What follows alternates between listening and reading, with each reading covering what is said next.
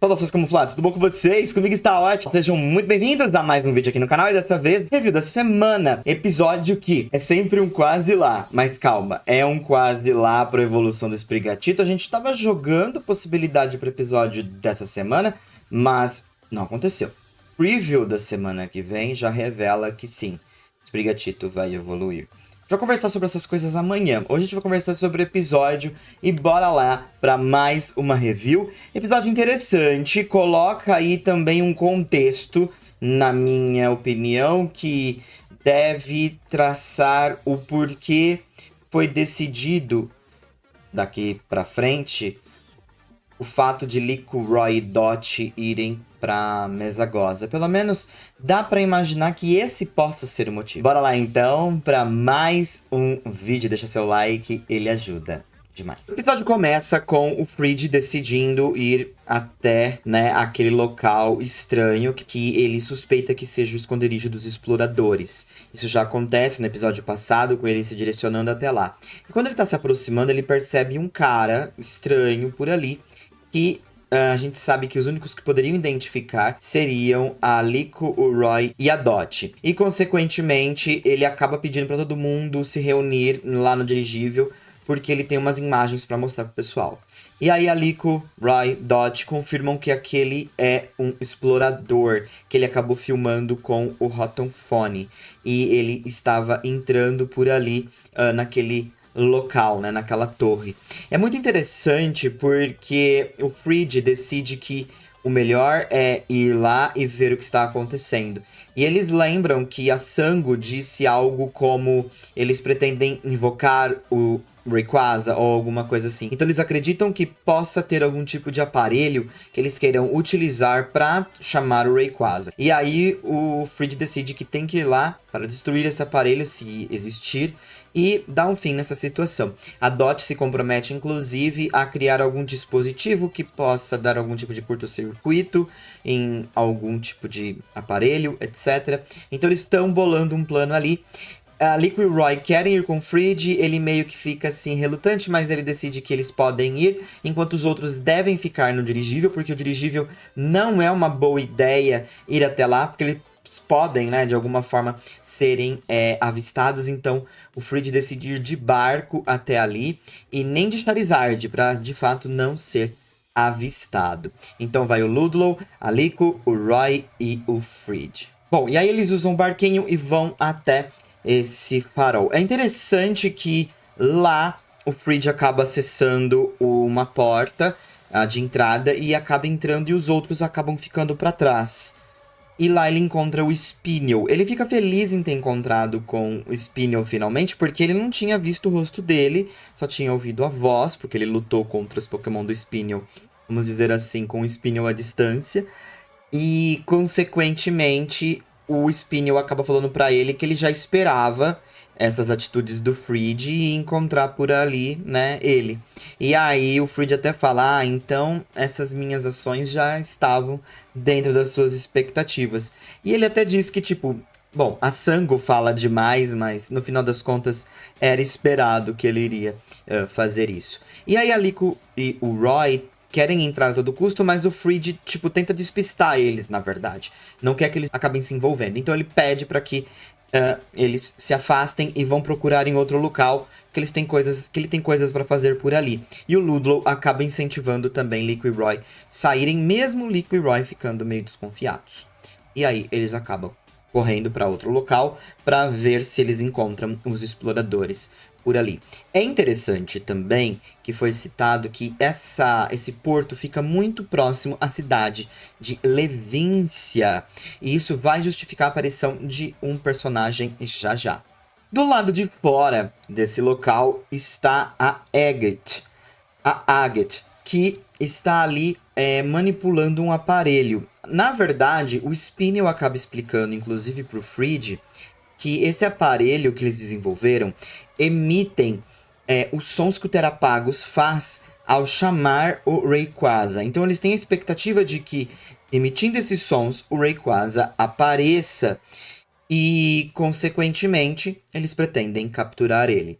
Mas o Spinel meio que acaba revelando os seus planos um pouco quanto diria assim, meio Judas, porque ele quer botar as mãos no Rayquaza, só que enquanto ele tá ali distraindo o Fried, seus amigos estão lá de fora, na verdade, seus parceiros, porque amigos, eu acho que eles não são, porque o Spinel, no final, quer ele botar as mãos no Rayquaza. E aí o Fried até diz, né, nossa, mas será que vocês vão ser capazes de derrotar o Rayquaza? E ele diz que sim, que 3 dos melhores exploradores estão lá fora para derrotar ele. Então, a ideia dele é que depois ele vai botar a mão no Pokémon, passando uma grande rasteira em seus aliados. E como eu falei pra vocês, a Agate tá lá fora arrumando as coisinhas. Até a Sango tá por ali também, e o Onix, que a Sango até questiona sobre o Amityville. E, bom, ele não está por ali, mas é interessante porque ela percebe que o Spinel odeia de fato muito o Amityville por não ter envolvido ele nesse plano, né? Então eu acabo julgando divertida essas alfinetadas que a Sango acaba dando e reconhecendo que existe, né, uma certa rivalidade dentro do próprio grupo. E aí, uma batalha entre o Pikachu e o Umbreon acabam acontecendo naquele local, no caso, dentro daquele farol. E é interessante porque a ideia do Spinel foi formidável. Ele coloca o Fried num local onde ele não pode usar o Charizard, porque é um local muito estreito, o Charizard não conseguiria voar, por exemplo, e muito menos usar o Terastal, porque seria complicado ali num local tão pequeno, enquanto ele usaria Pokémons menores. E aí o Umbreon é um Pokémon pequeno que ele tem, só que muito poderoso. E Fried vai de Pikachu. E o Spinel até subestima o Pikachu, mas no final das contas, o Pikachu acaba dando ali um bom baile no Umbreon, mas o Umbreon também não deixa ficar assim, né? Tão tranquilo pro Pikachu. O Umbreon acaba conseguindo executar muitos ataques, inclusive ele acaba usando o Reflect. E como o Pikachu é um Pokémon, no caso do Fried, é um Pokémon puxado para os ataques físicos, então o Umbreon acaba aguentando bastante a porrada ali que ele recebe do Pikachu e, consequentemente, consegue emplacar diversos ataques do Pikachu. E, quando o Pikachu acaba caindo em uma parede, um pedaço ali de uma parede meio que começa a se abrir. E o Pikachu sinaliza pro Fried. Eles podem fazer alguma coisa com aquele buraquinho ali.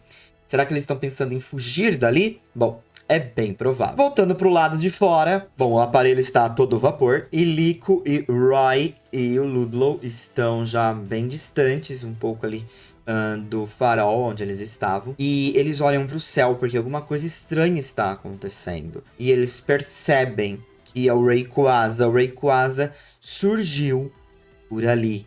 E agora eles decidem voltar até o farol, porque aparentemente ele está bem próximo daquele local. E eles precisam o mais rápido possível chegar até lá. Então eles entram no barquinho de novo e vão correndo até o local. E acaba sendo interessante porque um pouquinho próximo daquele local está a Iono gravando um vídeo. E aí ela observa de longe que tem um Pokémon ali estranho, e é o Rayquaza. Bom, ela vai ficar só observando mesmo, porque ela não coloca os dedos dela nesse rolê. Certa ela, melhor ela não se envolver. Mas uma batalha entre os Trovonautas e os Exploradores está prestes a se chocar, e também entre o Rayquaza. Bom, e aí temos uma sequência de ataques para cima do Rayquaza por parte dos exploradores. Saltcore, Blizzard, Psybeam, tudo para cima do Rayquaza.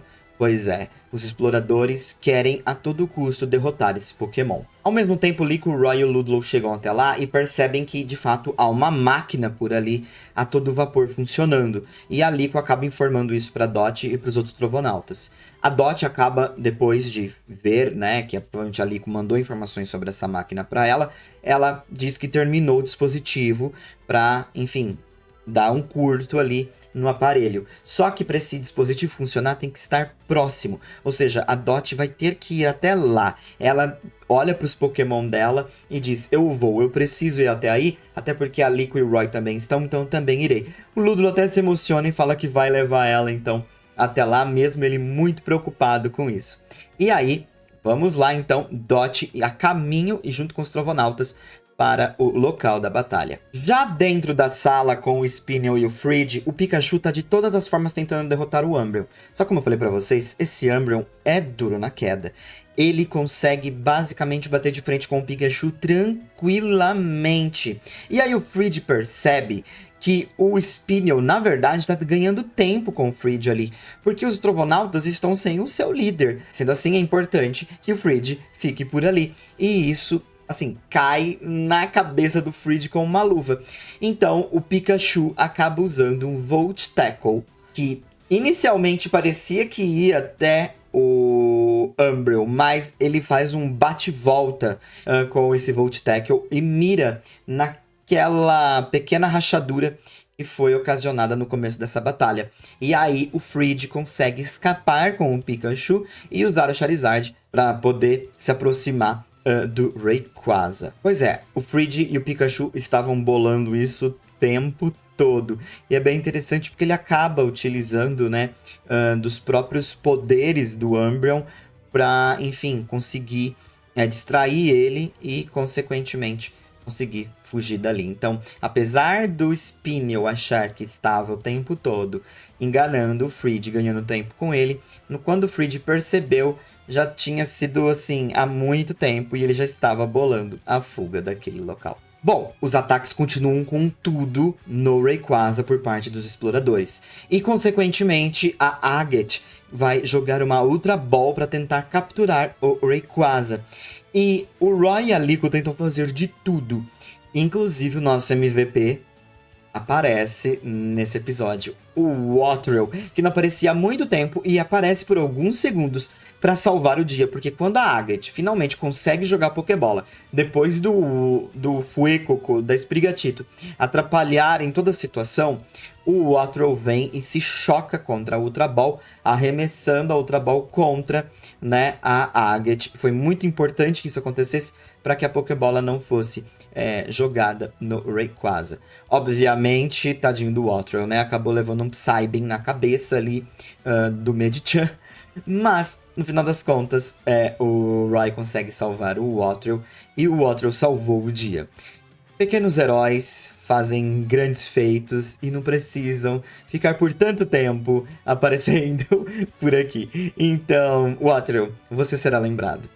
E aí a gente já parte pro clímax do episódio com a Dot chegando com os Trovonautas. E é muito legal porque ela tá de Gurumin, aí ela se joga lá de cima do dirigível e cai na frente da Agate.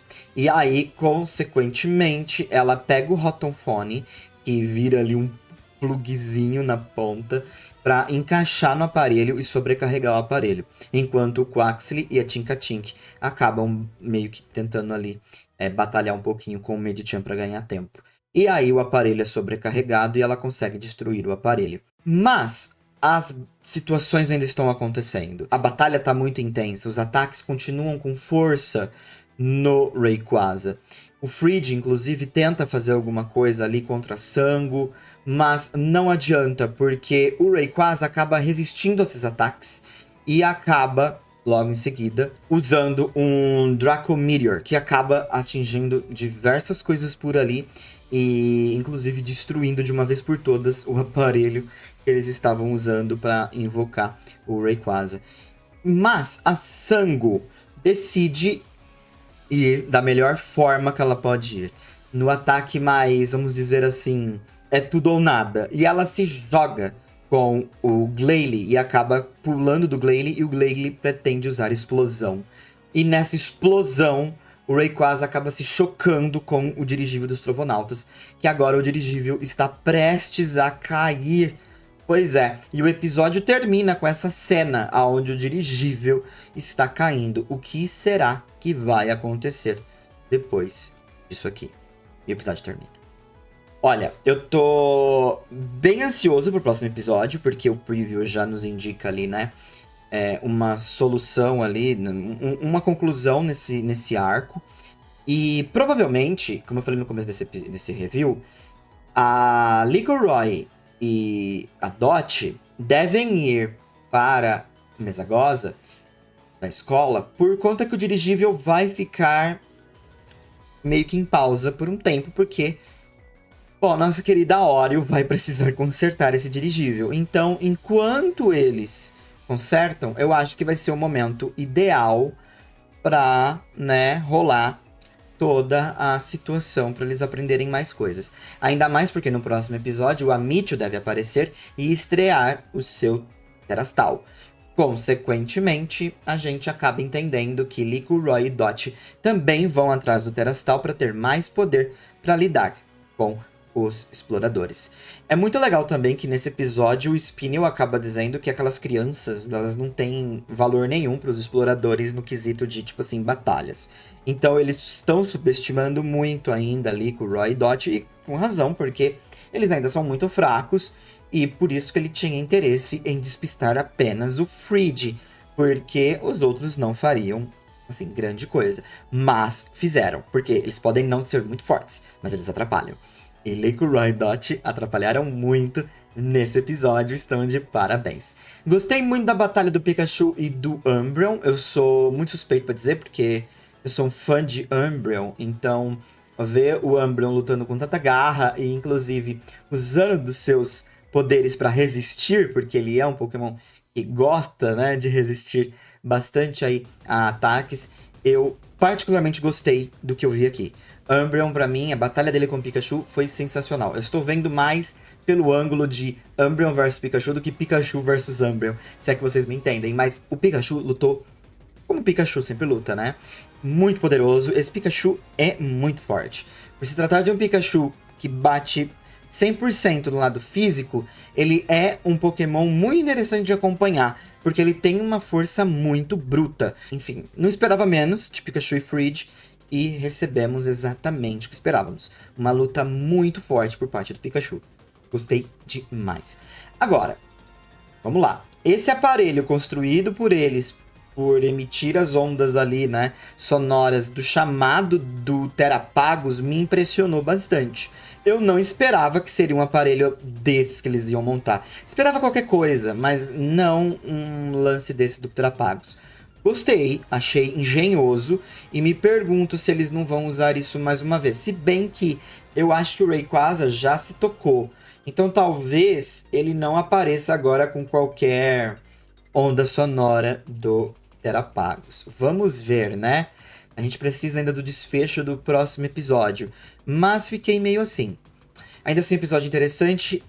O debut, de fato, de batalha da Agathe. Gostei também, mas eu gostaria que ela aparecesse mais. E eu acho que ela deve aparecer mais agora pro próximo arco. De todos os exploradores, ela é a que menos apareceu. Mas ela me parece ser muito séria. Muito centrada no que está disposta a fazer. Então, gostei bastante. Ela tem 3 Pokébolas ainda do lado ali da cintura dela. Então, eu imagino os Pokémon que ela possa ter. E, enfim, tô encarando aqui com bons olhos que ela pode ser um dos exploradores mais poderosos, tá? Pelo menos essa é a minha expectativa com essa personagem. Episódio muito, muito bom. Gostei. E a chegada triunfal da Dot e o Wattrel salvando com a Ultra Ball ali, né? Pra mim, os 2 MVPs desse EP. Muito bom mesmo. 5 estrelas, episódio muito legal. Quero saber a opinião de vocês. E o Spinel não deixa de ser o Spinel, né? E eu realmente quero ver muito mais do Spinel no anime. Eu espero que essa fase, essa onda do Amityville, ela venha, mostre como ele, enfim, está forte, mas não tem jeito. Eu, assim, sinceramente, pra mim, os meus olhos ficam completamente virados pro Spinel quando ele aparece. Eu só tenho interesse em saber o que ele tá aprontando. E, sinceramente, esperava uma coisa mais maquiavélica por parte do Spinel, mas a ideia foi boa. Empreender o Frid num lugarzinho pequeno pra batalha rolar. Mas o Spinel é meio impiedoso, então espero que coisas malucas aconteçam muito em breve aí com esses exploradores. Um forte abraço, a gente se vê logo logo e quero saber a sua opinião sobre esse episódio.